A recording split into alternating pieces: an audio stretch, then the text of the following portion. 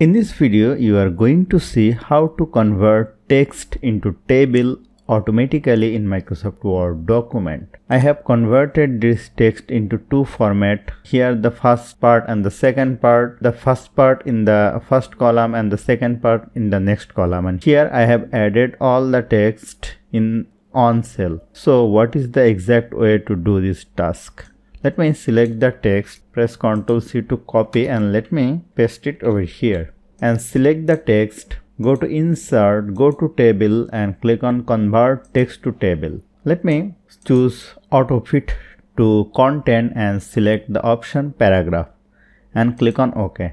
And here you will see the text has been converted into table. If I want to convert in two separate columns, so what should I do actually? Let me paste the text over here, select it, go to Insert, go to Table, go to Convert Text to Table.